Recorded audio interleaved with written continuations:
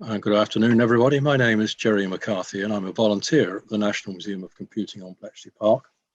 And my role tonight is merely to introduce our speakers, Elonka Dunin and Klaus Schmeh, who are giving a second of a series of talks on the subject of famous and not so famous unbroken codes. So this is like part two. We had part one somewhere in January, as I recall. So Elonka and Klaus, it's over to you. So thank you all for coming. This is, as Jerry said, part two. It's a little, we have to do some fast footwork on our slides sometimes, because as we raise awareness of unsolved codes, many people take a look at them and solve some of them. So since we started giving these two talks, I believe 4 of them have been solved. So we're always kind of rotating them in and out. But as of today, all 10 that we're going to be talking about today are still unsolved. So I'm Elonka. I'm a game developer. I give talks on cryptography. I've written a couple books. Hi, I'm Klaus Schmeh. I'm a German crypto history expert, IT security consultant, book author, and I'm also a blogger. Together, we have written a new book that just came out in December, Code Breaking, A Practical Guide. So far, it is just out in the UK. It hasn't been released in the United States yet. So if you hurry, you can still get a first edition. So these are the 10 that we're going to be talking about today. As I said, as of today, these are all still unsolved. So we're going to start with one of the more famous ones, which is the Beale Ciphers, sometimes called the Beale Papers. So we're going to go to Virginia in the United States, to Bedford County, which is a few hours drive southwest of Washington, D.C., where I live near Washington. Klaus, of course, is in Germany. So in the late 1800s, a pamphlet was published there called the Ward Pamphlet. So Ward did not write it. He was the publisher. The actual writer was anonymous. And this anonymous writer wrote several pages in this pamphlet where he talked about this treasure that he had heard of. Supposedly there was a man named Thomas Beal, who was a gentleman adventurer from Virginia, who with several of his companions had gone southwest in the early 1800s to seek their fortune, to go buffalo hunting, though they stumbled, according to the pamphlet, they stumbled across a mine with gold and silver in what is today New Mexico. And they spent 18 months mining all the gold and silver, and then debated what to do. And they said, okay, Thomas will take wagons with this gold and silver back to Virginia and keep it there for the rest of them. And Beale went back and stopped in St. Louis along the way and traded, again, according to the pamphlet, traded some of the gold and silver for gems. And then he hid it, and he left some messages with a local innkeeper named Morris, and with instructions that if Beale did not return after a certain period of time, Morris was to open or read the messages. There was a box, and the messages were in the box, and to open the box and read the messages and go from there. So in the box, along with other things, was this, were these, again, all according to the pamphlet, were these 3 encrypted messages. And the second one, again, according to the anonymous author of this pamphlet, he said he solved the second one using the Declaration of Independence, and it described what was hidden. And according to the pamphlet, the first message described where it was hidden, and then the third message described who it belonged to, their names and their residences. So the way it was encrypted, message number 2, was the, so if you were, this is not what the message says, but if you were going to take a sentence, Thomas Beale or whoever the real author was, and then number each word, and then you were going to encrypt a phrase. In this case, we're going to try and encrypt the phrase, "We are the world." So for a W, you're going to look through your original sentence and look for a word that starts with the letter W. In this case, we choose the word word. which coincidentally starts with the word W, and that's the 11th word. So W becomes becomes the number 11. E or R would go for the 6th word in that case, so that's 6, and then so forth. So each letter would be encrypted by the number of that word. So this is the text that was used to encrypt the second message. A version of the Declaration of Independence, there were various different versions that were written slightly differently, but this is the version that was used. And this is what that paper number 2 decrypted to. I'm not going to read the entire thing, but it does say that about 4 miles from Buford's Tavern in a vault were hidden many pounds of gold and silver, saying that paper number 1 describes the exact locality. So this deposit, if you look at the second paragraph, the first deposit consisted of 1,014 pounds of gold, 3,812 pounds of silver, deposited November 1819.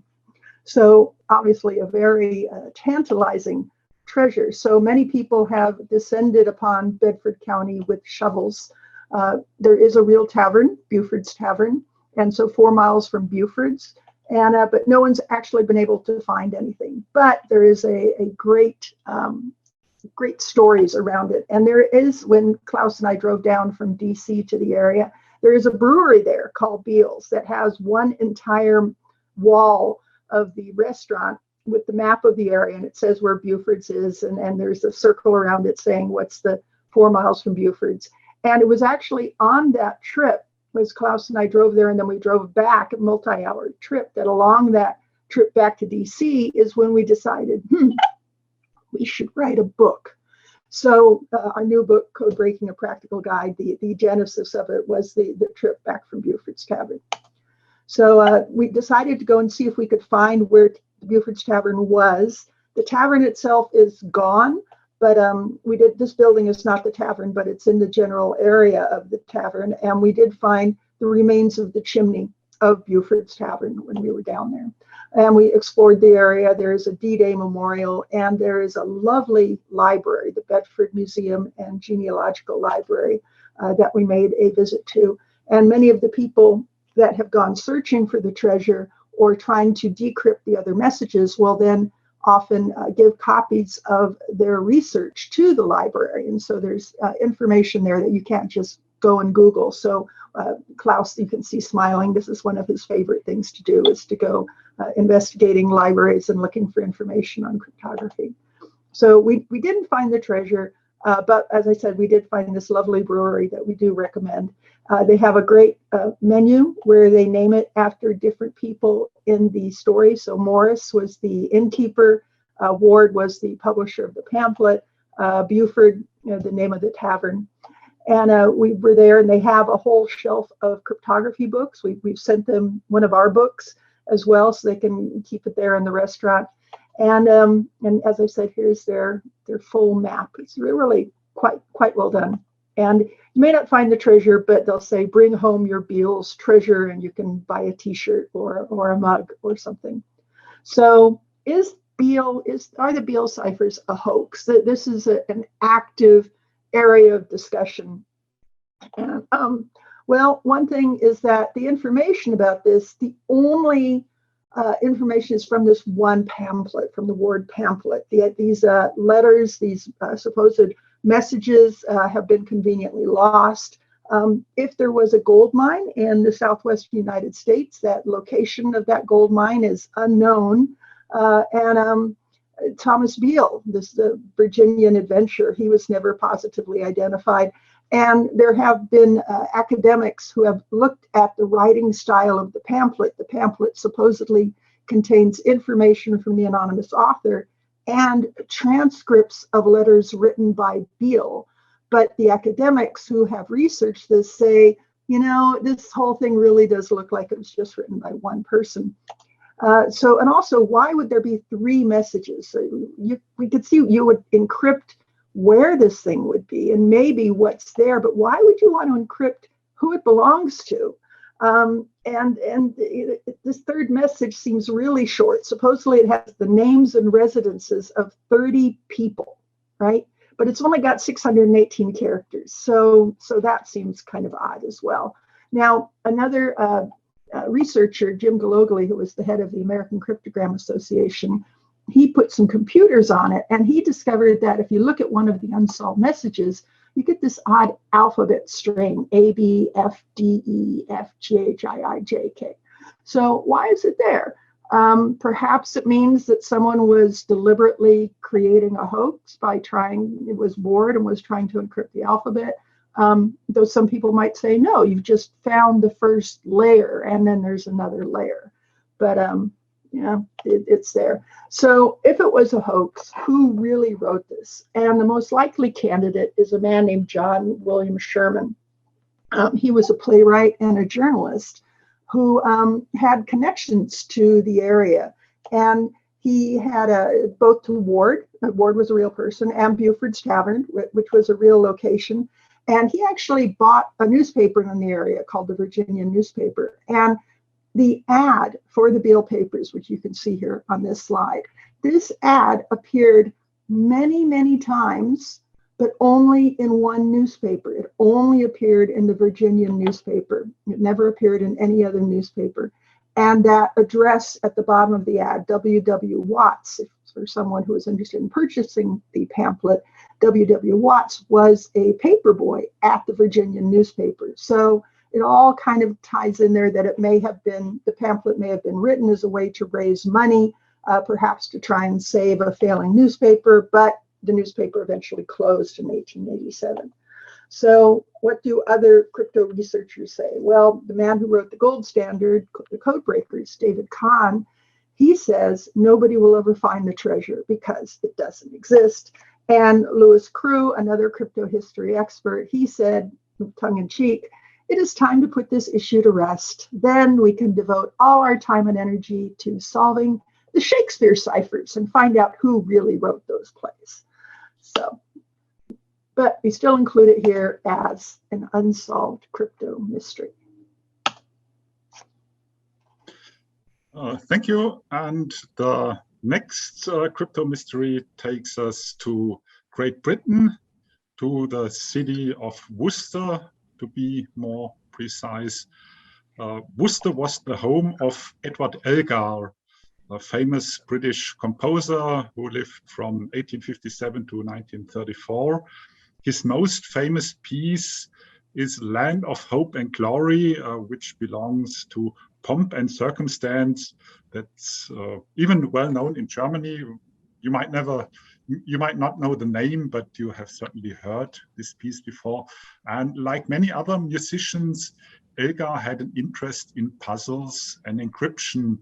And some say that his composition Enigma Variations contains hidden messages.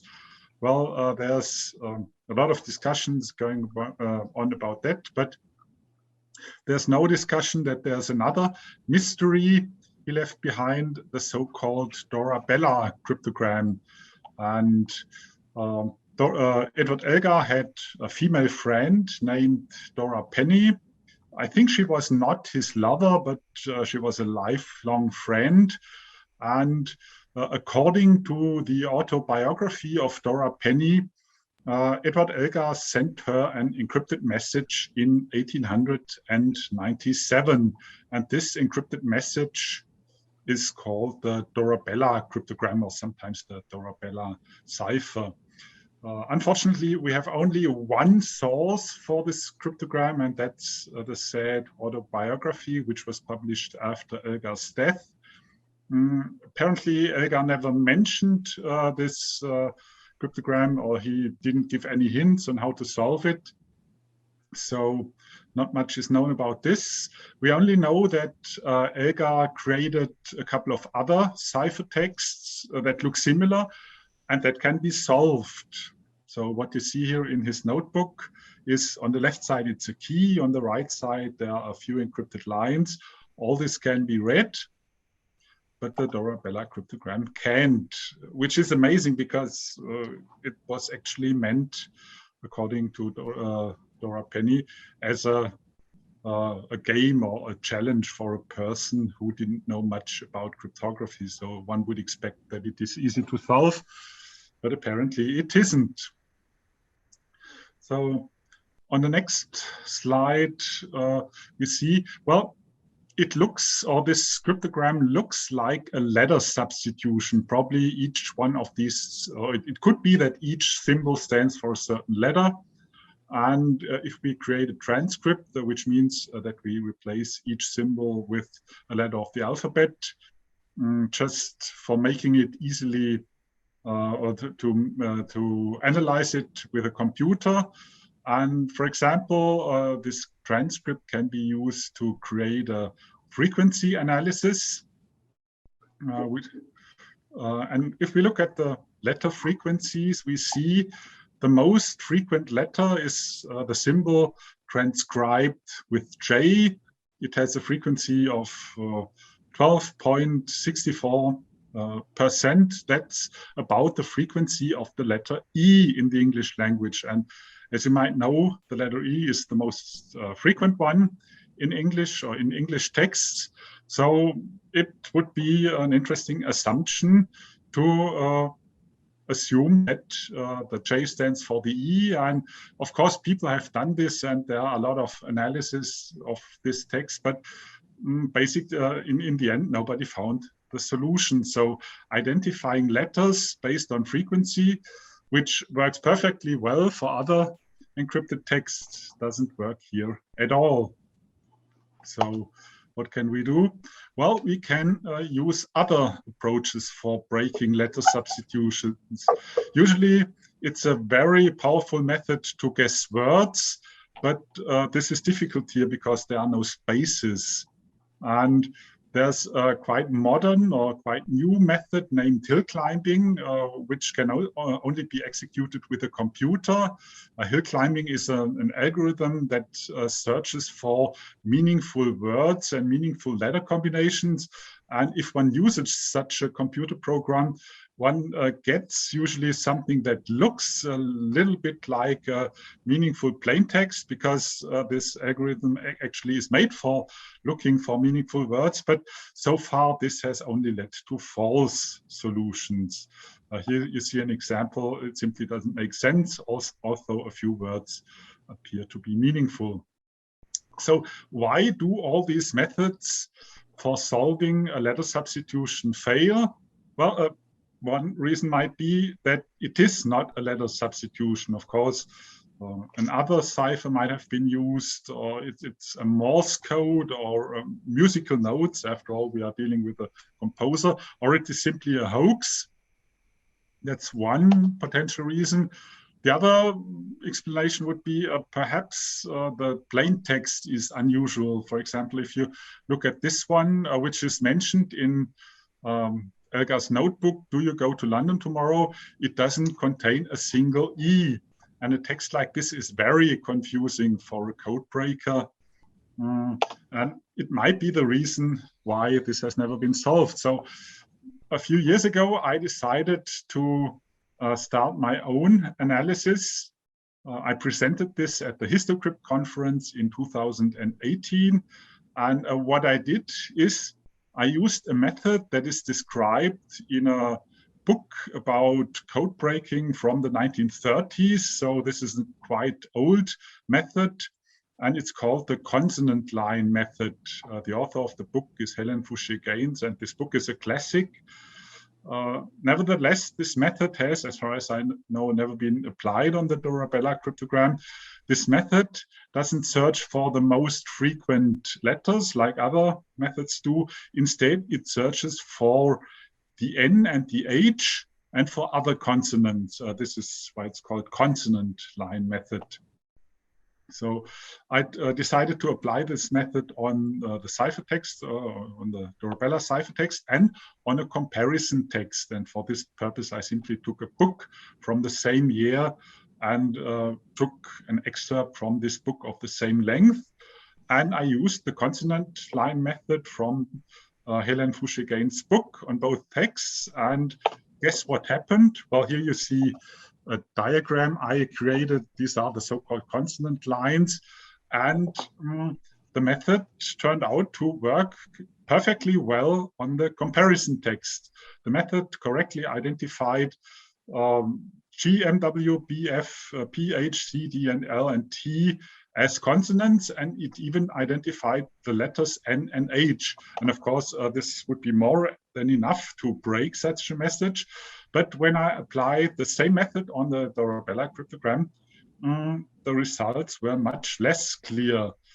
There are several consonant candidates, but I couldn't identify something really well. And so it means the method appears to work, but not on the Dorabella cryptogram. So it was a little bit disappointing, but of course, it was not really a surprise. So we can ask ourselves, is it a letter substitution? We don't know. Is it a ciphertext at all? It could also be something like musical notes. We don't know.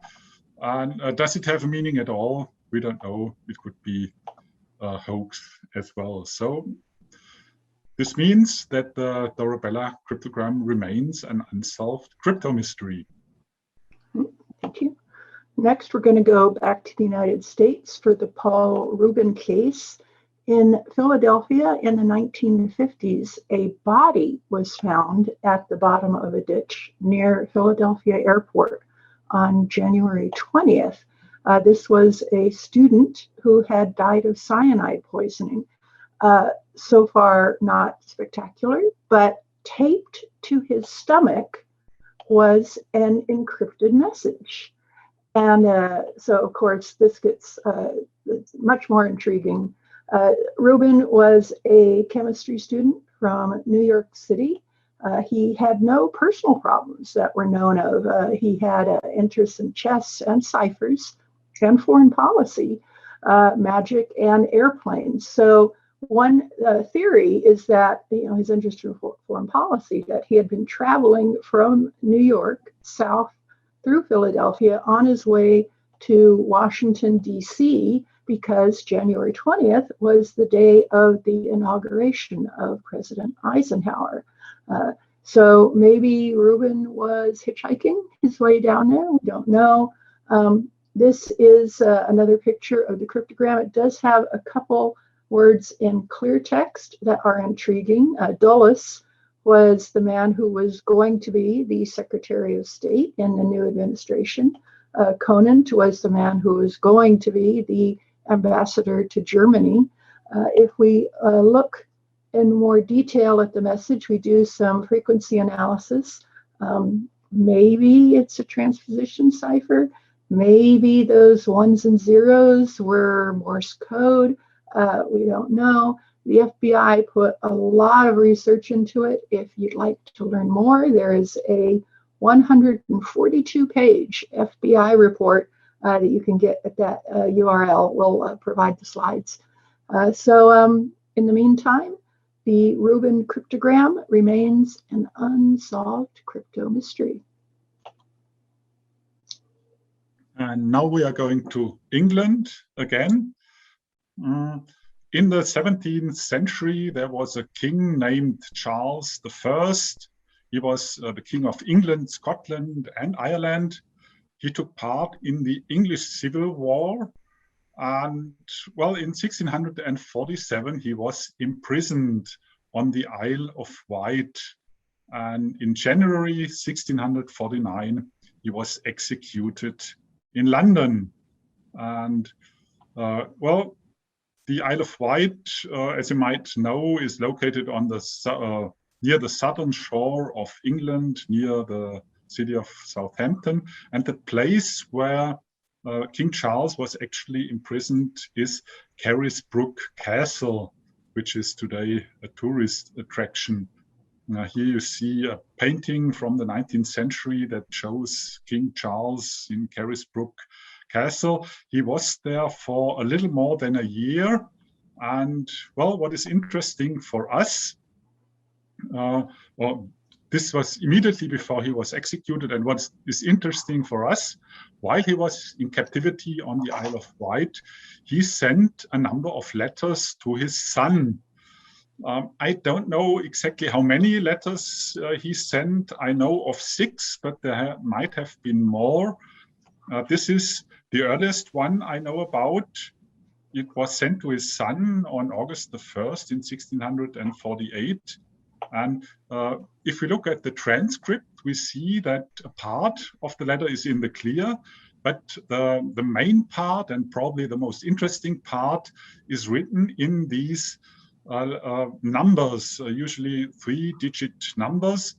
And if we look at the next letter, which was sent on September the 2nd, it's pretty similar again. Most of the, or at least half of the letter is in a clear, and then these number sequences. And this is also the case for all the other letters Charles sent to his son. And of course, for historians, it would be interesting to know what Charles wrote to his son while in captivity, but we don't, because these encrypted passages have never been solved.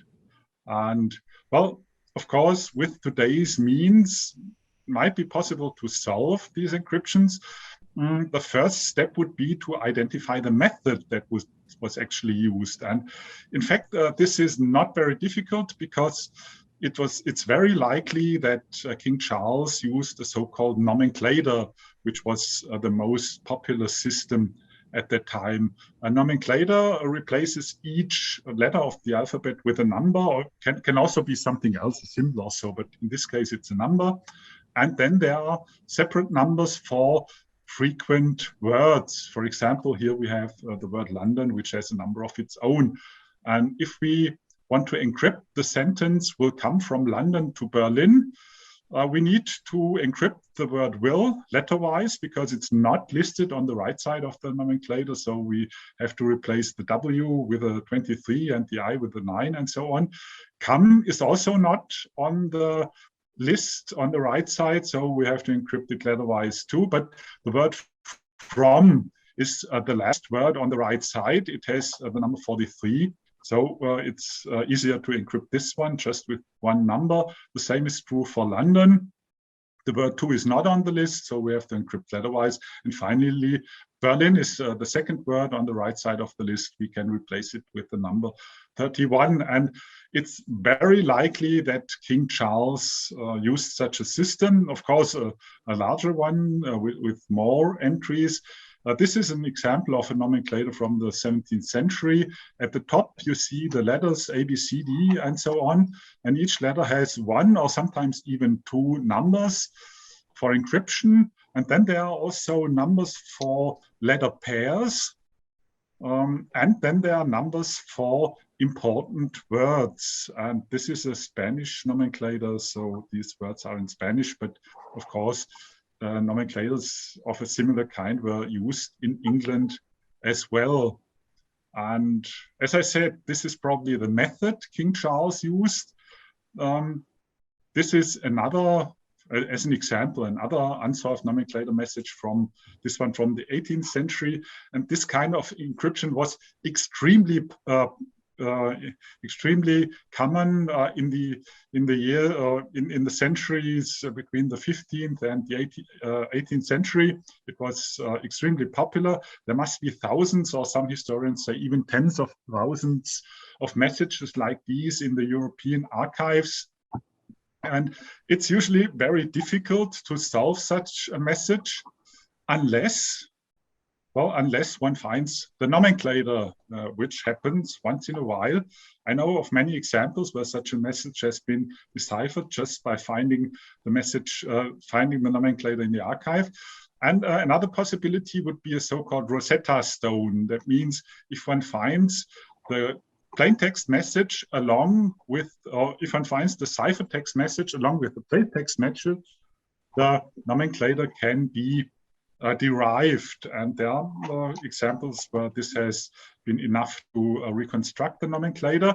And well, in fact, there was even a reader of my blog who found a Rosetta Stone. He found a message from King Charles with the plaintext words written upon the sheet, but it turned out to be a different nomenclator. But at the moment, there's a very interesting discussion going on my blog.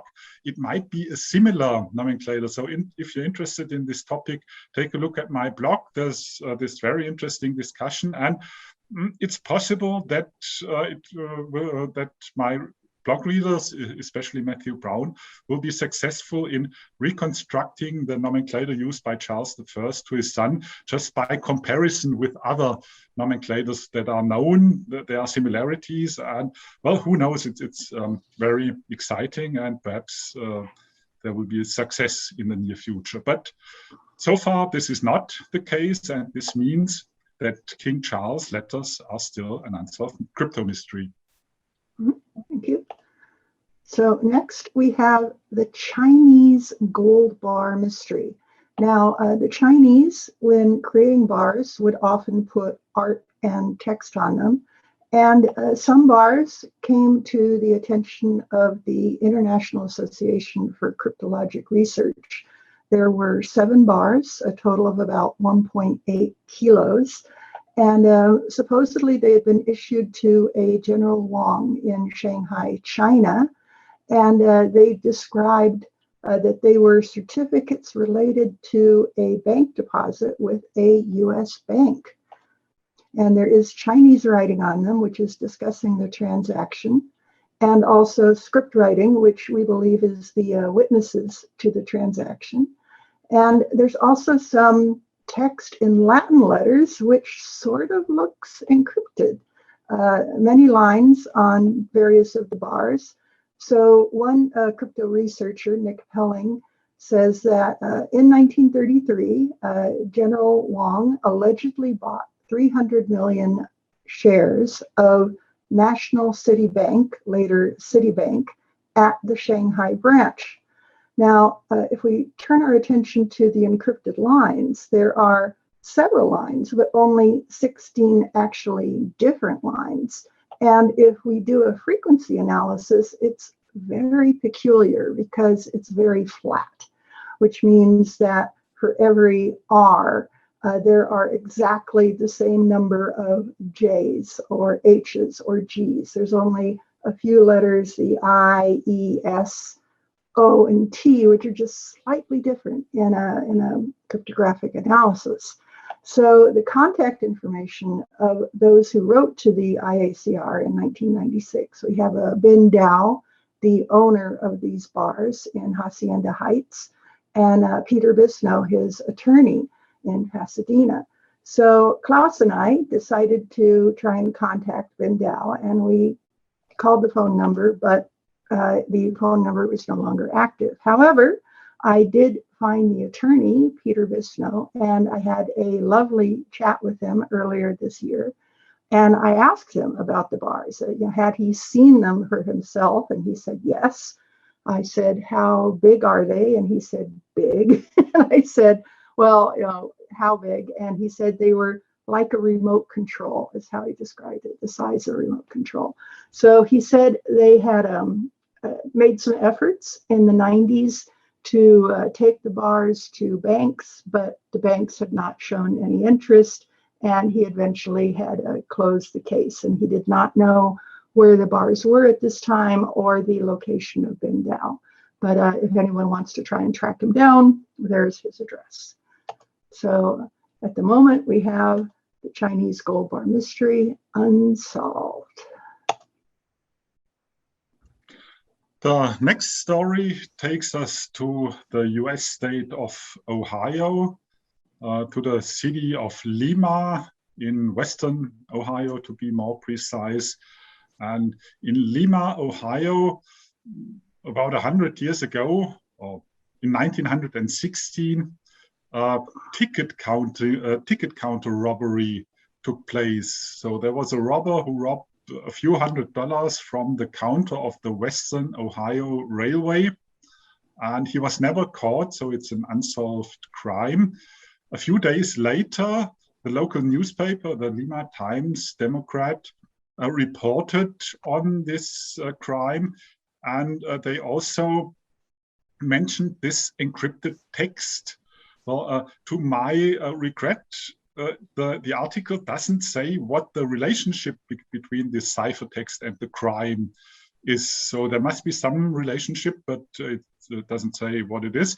And there's even a key given in this article, but the key is wrong. It doesn't lead to anything. So my guess is that this encrypted text is a telegram that the robber might have sent immediately before or after the crime. And the question is now if this can be solved. Well, at least some of the words can be read.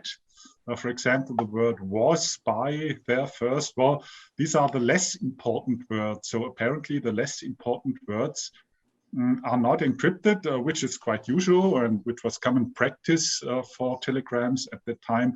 But the interesting part is apparently encrypted. And now the question is again, which system might have been used? And by far the most common way to encrypt the telegram at that time was to use a code book. A code book replaces each word of a language with a certain number. Well, this is a number here, but can also be with a certain letter group. So could be that this was used here too. The only problem is that the code words in code books usually always had the same length, and this is definitely not the case here.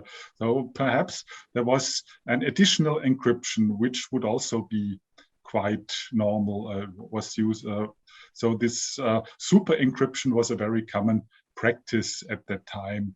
And is it possible to decipher this message today and maybe even identify the criminal after more than 100 years? Well, probably the only way to solve this encrypted text is to find the code book.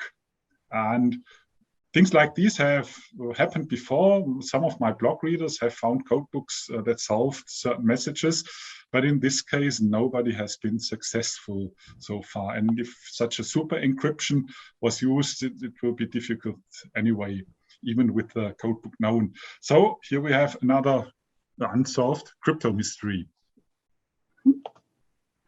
So now we go to the silk dress cryptogram in the area of Washington, D.C. A woman named Sarah Rivers Cofield found it. She's the curator at a museum in Maryland. She collects antique costumes and has a blog, Commitment to Costumes. And in 2013, she purchased this bustle dress from the mid-1880s. And while she was investigating it, she found that it had a hidden pocket, and in the pocket was an encrypted message. So it has words and numbers. Here's if we make a transcript of it, and you know, it looks like real words that cannot be read, right? You know, lemon, lunar, new. And some numbers. Some of the numbers we can identify are word counts. The 5 means 5 words on that line, 7, and so forth. So again, we wonder if perhaps this is related to a telegram with a code book, and the words are related to something in a code book, though we haven't found any such code book. It's also interesting that we have times, 11:13, 11:24, and these check marks next to the lines. So again, probably the only way we'll ever solve this is if we find the code book. So in the meantime, another unsolved crypto mystery. And here's another story from England. This one is about a man named Ignatius Polacki who lived in London. And Ignatius Polacki was one of the first private detectives in world history. Some people call him the real Sherlock Holmes, which may be a little exaggerated, but he wasn't the only detective in London at that time. And but it's pretty likely that he influenced Arthur Conan Doyle when he wrote the Sherlock Holmes stories. And apparently one thing Ignatius Polacki did quite often, which I have never heard of Sherlock Holmes, is that he made use of newspaper advertisements. And well, why do I know this? I mainly know this because of a great book. This book is called The Agonies, Column Codes and Ciphers, written by Gene Palmer, who is actually named Tony Gaffney, a London-based crypto expert and very good code breaker. He has collected about 1,000 advertisements from British newspapers, mainly from the 19th century. And most of these ads are encrypted. Well, this one is an exception. This is not an encrypted advertisement. It's just an advertisement that mentions Polacki's private inquiry office from 1864. This is a warning for ladies of the aristocracy. On the next slide, we will see that he used a newspaper advertisement in 1867 for searching for a missing person. And here we have something that might be communication with his clients. The first one appears to be an instruction. The second one is just a statement that might be important for a client or so. And well, of course, the most interesting advertisements Polacki published were the ones that were encrypted, or this one is probably a code message. Turkeys are in gangs, eagles fly alone. This has no obvious meaning, so it's pretty sure that this is simply a code phrase for something only the recipient understood. And then finally, in Gene Palmer's books, there are 4 encrypted messages Polacki left behind or Polacki published. There might be more because it's well possible that Polacki also published advertisements without mentioning his name, but 4 of the advertisements bear his name. And if we look at the first one, that should be on the next slide. The first one consists of numbers, the second one of numbers too, and well, the third one too. Well, it might be very difficult to break these encryptions because the messages are short and probably different keys were used. In the 19th century, code books were already in wide use, so my guess would be that Polacki used a code book, perhaps with some super encryption. And well, of course, it would be very exciting to know what Polacki wrote in these encrypted advertisements in the 19th century. It might have got to do with the cases he investigated, but we don't because so far nobody has broken these messages and nobody has found the code book he used. And this one is the last one I'm going to cover, or the last one of the Polacki advertisements. As you see here, this is a sequence of symbols, which is strange because usually it's not necessary to use symbols for an encryption. So there must have been a reason why Polacki published this symbol sequence in a newspaper. Well, so far nobody has been able to decipher it, and I'm afraid it's very difficult because the ciphertext is so short. So here we have a few more unsolved crypto mysteries. So now we're going to go to one that is solvable, or we're fairly sure is intended to be solved. This one is in Australia, in Canberra. So there is a science museum there called Questacon. And for the centenary, I believe, there were several pillars installed with different code messages on them. And they were created by a science professor named Stuart Colhagen. And he likes to support professional development of educators.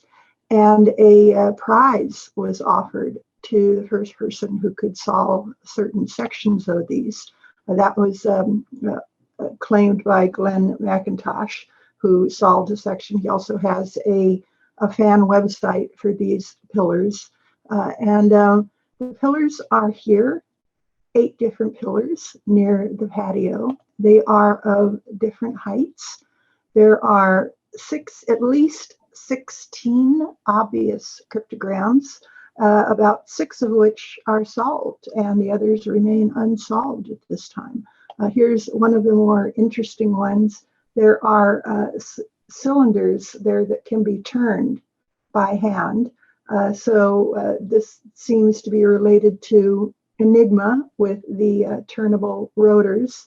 And this is one that was solved that uses a very old system called a scatale, where the ciphertext, if it is wrapped around something of the proper diameter, can then be read. So you can see that the pillar has this narrower bit there in the middle of the pillar.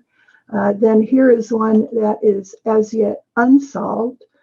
It is called the PLV, or we call it the PLV cryptogram, because those three letters, the P's, the L's, and the V's, you can see are larger than the other letters that are on this pillar.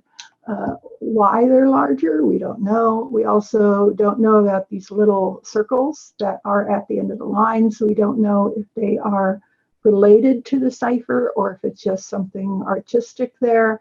There you go. So several things down there, down under, remain unsolved. Okay, and this is the last crypto mystery we are going to cover. It's again about an artwork, but this one is a little older than NKrypt. This one is located in Belgium, in the town of Mustier in southwest Belgium. Well, the crypto community didn't know about this crypto mystery until a few years ago, which is strange because it's quite obvious. It's certainly not a hidden thing, but in 2013, the NSA published a newsletter, an internal newsletter named the Crypto Log, which existed for 2 decades or so, but it was finally given up, and a few years later, all the issues were published on the internet. And well, I read through all the issues and it was quite boring, I have to admit, but once in a while I found an interesting article like this one. This one is titled Secrets of the Altars, and it's about 2 encrypted messages inscribed on altars in this church in Mustier in Belgium. And as I said, this had been completely unknown to me and to my blog readers. But then, of course, I occupied myself with it. I went to Mustier, Belgium, which is only a 2-hour drive from my home. This is the church in question, nothing special. The inside isn't special too, it's just an ordinary church.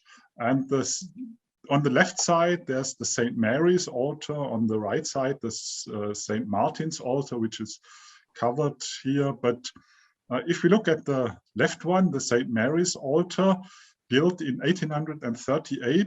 This is when I visited the church, and this is the encryption on this altar. And as you can see here, it's not immediately readable. It looks encrypted, and some of the letters look quite strange. They are either not from the ordinary alphabet, or they might be incomplete. So what you see here, it looks like a Greek gamma. It could also be an incomplete F or an incomplete E. So perhaps the creator of this inscription has simply forgotten a part of the cryptogram or something else, but at least it's not readable. And so far it's unknown what this means. And if we look at the other altar, the right one, the St. Martin's altar, looks pretty similar. And it also has an inscription, but it's a different one, but it's not readable either. Again, these strange letters that look like they are incomplete. And well, all the letters look a little sloppy. So I don't know if the person who created this was not thorough enough, or perhaps it was on purpose. I don't know, but at least this one can't be read. And this means that we have these 2 unsolved inscriptions in this church in Belgium. Nick Pelling from England, a crypto expert, created these 2 transcripts, which isn't easy here because, well, some of the letters are quite obvious, but some, as I said, are incomplete or are not ordinary. So he transcribed them with these opening brackets or things like that. And well, meanwhile, 8 years after these messages have been discussed in the crypto community, many people have tried to decipher these, but so far to no avail. It's not known who created these messages. It's not known what the purpose was. And most of all, it's not possible to read them. So this is another very strange crypto mystery. Mm-hmm. So there are many more, but we're going to stop with those 10 for now. We may have a part 3 of our talk at some point. But for now, we will just say thank you very much. And I would like to say thank you very much, Elonka and Klaus. I'd like to ask if there are any questions from any of the attendees. Okay, there is one question. Yes. That the altered text, which are 7, 8 or 9 letters long, is it possible they are simply the first letters of a biblical text? It's possible. Usually, or the letter frequency distribution of initial letters of a text is different from the ones in a whole text. Well, in the English language, usually the E is the most frequent letters. If one only looks at the starting letters, it's different. Then I think the T is more frequent. So this is something I have never checked, to be honest, but it's at least a hypothesis that is worth being checked. So maybe frequency analysis would help. It's interesting that it's got what may be Greek letters for G and L, but it also has Latin letters G and L in there. So I can't see a T, which would be very unusual because a T is, of course, a very common starting letter in English. Well, there's one, you're right, but that's not enough because words of the or this or that, they appear more often than once in such a long text. So I don't think this is very likely. Unless it's somehow encrypted, but then it would be really difficult. And then there was another question or comment. The Paul Rubin case reminds me of an episode of Unsolved Mysteries where a dollar bill is found with several cryptic phrases marked and the circumstances were similar. Details. I don't know this story. Elonka, do you know it? Have you heard of it? I've heard of the TV show Unsolved Mysteries. Yes, it would be very interesting, especially if there are really cryptic phrases marked on the bill, then it would have a relationship to crypto, and then it would be especially interesting for me on my blog. So if you could look that up, would be very interesting for me. Thank you for joining us for a second time. I hope you might be able to join us for a third time. I'm just going to put up a share of upcoming lectures that we have for the next month. They're all on our events page, and everybody's welcome to come to them. The one about the Japanese green machine is one I'll be giving. And the last one on the list, Alan Turing, the criminal who won the war, will feature Dermot Turing and our very own Jackie Garrard in an interview mode. They'll be physically in the same room, but appropriately separated, I imagine, and masked and so on, but there will be a Zoom or similar feed for people to join in. And I guess at this point, I will close the call. Thank you very much, everybody, for speaking and for attending. Yes, very welcome. Thanks for listening and for the invitation. Bye. Thank you.